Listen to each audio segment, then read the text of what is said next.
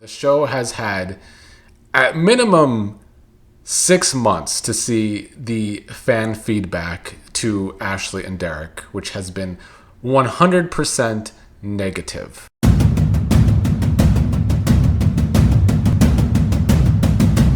Hello, Beyond the Gates fans. We have a Thursday episode of the show to discuss today. And I guess to be my usually blunt self, I must say I thought today's episode was pretty bad overall. Like, it wasn't even just filler, and it was pretty filler, but like I felt like we had all of the bad and or boring stories on today that really showed us how unfortunately bad the writing has gotten on this show as of late. And I don't know when it's going to turn around.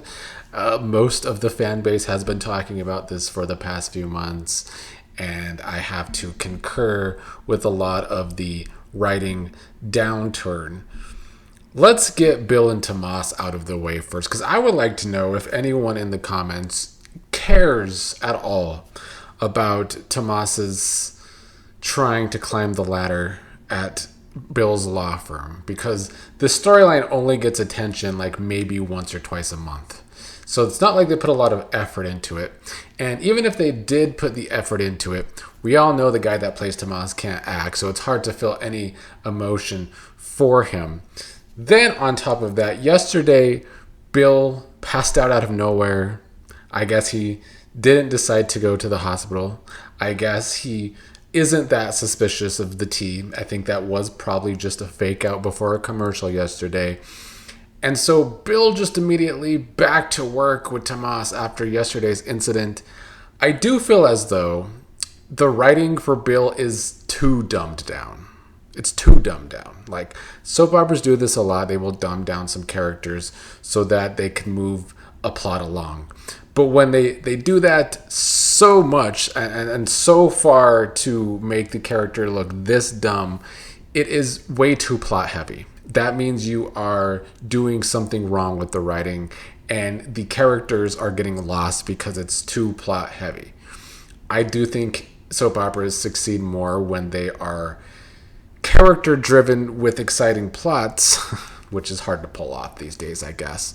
But I think they can get pretty bad when they are too plot heavy and the characters get lost. And that is how I feel about Bill in this Being Poisoned storyline. He's become too dumbed down. So he and Tomas sharing these scenes today, it was really hard for me to care. And like, Tomas wants to reiterate to Bill that he and Eva are just friends, because Tomas and Eva unfortunately did have scenes today too. Tomas wants to move in with Kat, and I guess it is to show Bill that he's serious about that relationship.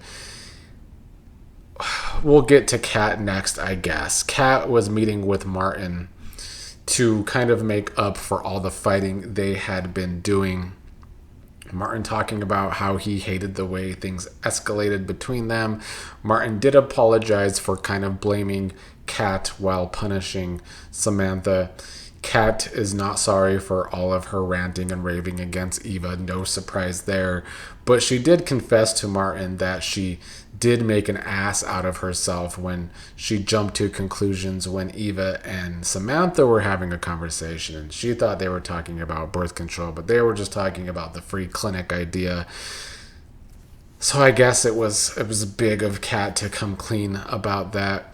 But then it just all devolved into Kat once again talking about her and Tomas's issues with moving in together.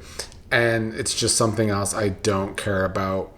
The Kat and Tomas relationship, I think I've only seen one person ever rooting for these two as a couple, and that was Roy in the comments. So shout out to Roy. So far, Roy is the one person I have seen, not just on YouTube, I'm talking Twitter, I'm talking Reddit, that I've seen actually support the Kat and Tomas pairing. So these scenes really did nothing for me once they devolved into more Kat and Tomas talk. But I guess it was nice to see Kat and Martin make up. They are siblings after all. I was enjoying their feuding though, and I still would rather see these two feuding than Kat and Eva. Like Hemi brought up months and months ago, I think it would be a better feud than what we're getting between Kat and Eva. Well, speaking of Eva, she shared some scenes today with Laura. Laura has become quite paranoid that Eva's mama is going to do something to her again. And how can she not feel paranoid about that when Leslie has gotten off from attempting to kill her once upon a time? And Eva tried to downplay that at first, which was annoying. She did apologize to Laura for her mom being rude to Laura at Winterfest. Her excuse was that her mom can still be rude to people, but that doesn't mean that she's still coming after Laura. But Eva doesn't even know that. Eva doesn't know what her own wild card mama is going to do, which is something that has been annoying to me over the past few months with the whole Eva and Leslie mother-daughter relationship. I just feel as though they have been all over the place with these two characters, as I've discussed many times over the past few months. Because with Eva, they go back and forth on if they want her to support everything her mom does and try and help her out, or if they just want to have Eva try and make her mom have a conscience.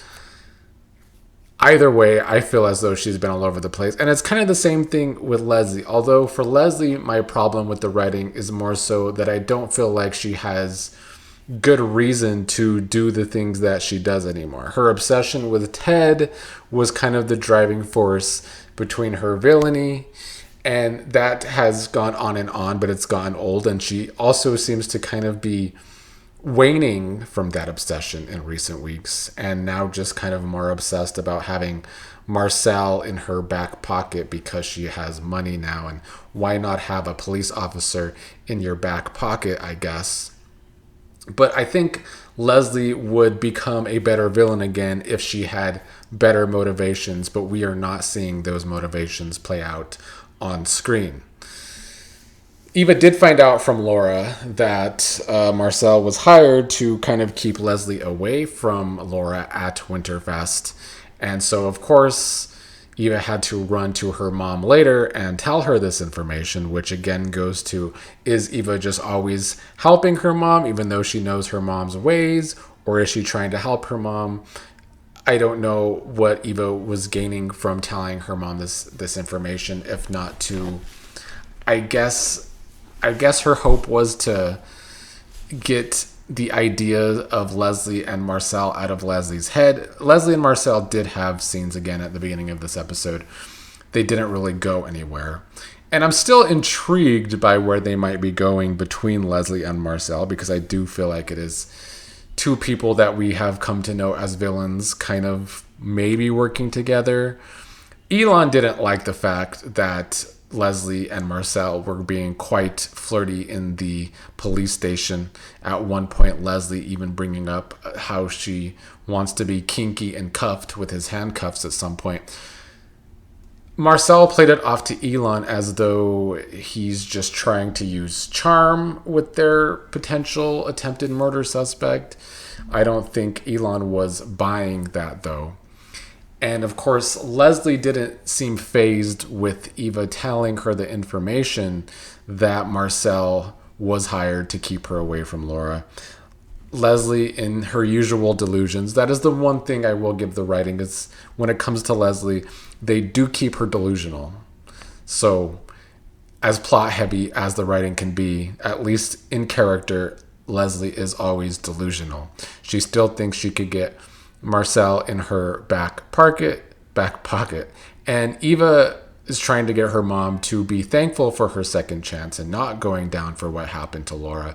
But Leslie doesn't seem to be listening. Eva's trying to get her mom to do something good with her money, bringing up the free clinic thing again with Samantha's idea, which I thought Leslie was already on board for as long as her name is involved, and so she can use her endless amount of money towards the free clinic. But I guess she's waffling on if she wants to give the money to the free clinic or not. And then to top off today's not so great episode, we did have some Chelsea and Madison scenes. this is the other storyline that like I questioned why it's even a thing, because not only did the drama mostly happen off screen on Thanksgiving that we didn't get to see, but I feel like them making up mostly happened off screen too.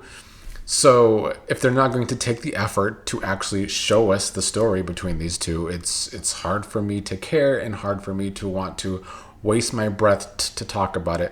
But apparently Chelsea and Madison are good again. So they've just had a non-story for the past few weeks because it mostly took place off screen.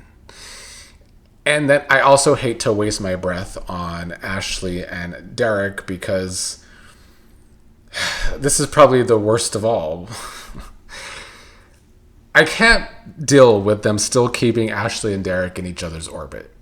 Like, I don't even know what to say at this point. The show has had, at minimum, 6 months to see the fan feedback to Ashley and Derek, which has been 100% negative. I've never seen, unlike Roy, who does seem to like Kat and Tomas as a potential pairing, or as a pairing, I have not once seen Ashley and Derek be loved online by anyone as a potential pairing. So that's already strike one with the writing. Why are we still keeping them in each other's orbit? I kind of get the whole maybe they can try and be friends thing, but does anybody watching care about that? Will these writers think and see the feedback and be like, yeah, this is what my fandom really wants to see, is these two still wasting time on the screen? Like, this could be on our screen, but not the Chelsea and Madison drama. Make it make sense. It doesn't make sense. It's bad decision making.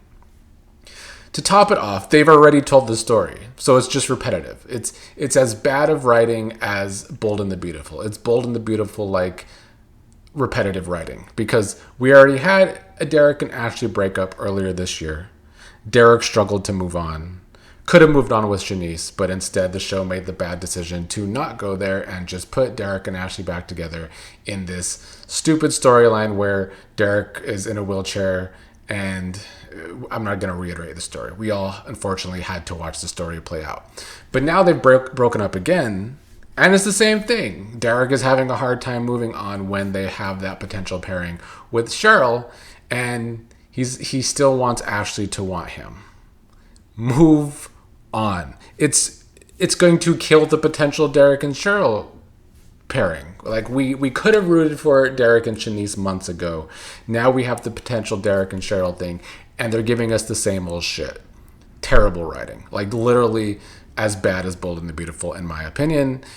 So at this point, I'm starting to think Cheryl can do better. Like, let's move Cheryl on to someone else other than Derek. Let's pair her with Jacob, so maybe Jacob and Naomi can have a spicier up story too. Anyway, today sucked. And that's how I would sum up today's episode.